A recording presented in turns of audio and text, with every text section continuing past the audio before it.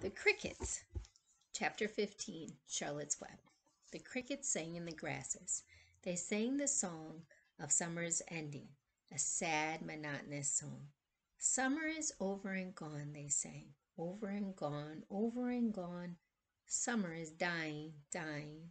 The crickets felt it was their duty to warn everybody that summertime cannot last forever. Even on the most beautiful days in the whole year, the days when summer is changing into fall, the crickets spread the rumor of sadness and change. Everybody heard the song of the crickets. Avery and Fern Arable heard it as they walked the dusty road. They knew that school would soon begin again. The young geese heard it and knew that they would never be little goslings again. Charlotte heard it and knew she hadn't much time left. Mrs. Zuckerman, at work in the kitchen, heard the crickets, and a sadness came over her too. Another summer gone, she sighed. Lurvy, at work building a crate for Wilbur, heard the song and knew it was time to dig potatoes. Summer is over and gone, repeated the crickets. How many nights till frost, sang the crickets. Goodbye, summer, goodbye, goodbye. The sheep heard the crickets, and they felt so uneasy they broke a hole in the pasture fence and wandered up into the field across the road. The gander discovered the hole and led his family through, and they walked to the orchard and ate the apples that were lying on the ground. A little maple tree in the swamp heard the cricket song and turned bright red with anxiety. Wilbur was now the center of attraction on the farm. Good food and regular hours were showing results. Wilbur was a pig any man would be proud of. One day more than 100 people came to stand at his yard and admire him. Charlotte had written the word radiant, and Wilbur really looked radiant as he stood in the golden sunlight. Ever since the spider had befriended him, he had done his best to live up to his reputation. When Charlotte's Web said some pig, Wilbur had tried hard to look like some pig. When Charlotte's Web said terrific, Wilbur had tried to look terrific. And now that the web said radiant, he did everything possible to make himself glow.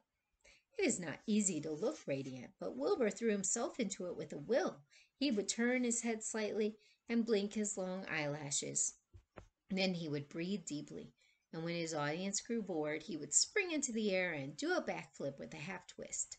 At this, the crowd would yell and cheer. How's that for a pig? Mr. Zuckerman would ask, well pleased with himself. That pig is radiant. Some of Wilbur's friends in the barn worried for fear all this attention would go to his head and make him stuck up. But it never did. Wilbur was modest. Fame did not spoil him. He still worried some about the future, as he could hardly believe that a mere spider would be able to save his life. Sometimes at night he would have a bad dream. He would dream that men were coming to get him with the knives and guns. But that was only a dream. In the daytime, Wilbur usually felt happy and confident. No pig ever had truer friends, and he realized that friendship is one of the most satisfying things in the world. Even the song of the crickets did not make Wilbur too sad. He knew it was almost time for the county fair, and he was looking forward to the trip. If he could distinguish himself at the fair and maybe win some prize money, he was sure Zuckerman would let him live. Charlotte had worries of her own, but she kept quiet about them. One morning Wilbur asked her about the fair. You're going with me, aren't you, Charlotte? He said. Well, I don't know, replied Charlotte. The fair comes at a bad time for me. I shall find it inconvenient to leave home, even for a few days. Why? Asked Wilbur. Oh, I just don't feel like leaving my web. Too much going on around here. Please come with me, begged Wilbur. I need you, Charlotte. I can't stand going to the fair without you. You've just got to come. No, said Charlotte. I believe I'd better stay home and see if I can't get some work done. What kind of work? Asked Wilbur. Hello, Oreo. Are you enjoying the story? Goodbye, Oreo. Egg laying. It's time I made an egg sack and filled it with eggs. I didn't know you could lay eggs, said Wilbur in amazement. Oh, sure, said the spider. I'm versatile. What does versatile mean? Full of eggs? Asked Wilbur. Certainly not, said Charlotte. Versatile means I can turn with ease from one thing to another. It means I don't have to limit my activities to spinning and trapping and stunts like that. Why don't you come with me to the fairground and lay your eggs there? Pleaded Wilbur. It would be wonderful fun. Charlotte gave her web a twitch and moodily watched it sway. I'm afraid not, she said. You don't know the first thing about egg laying, Wilbur. I can't arrange my family duties to suit the management of the county fair. When I get ready to lay eggs, I have to lay eggs, fair or no fair. However, I don't want you to worry about it. You might lose weight. We'll leave it this way.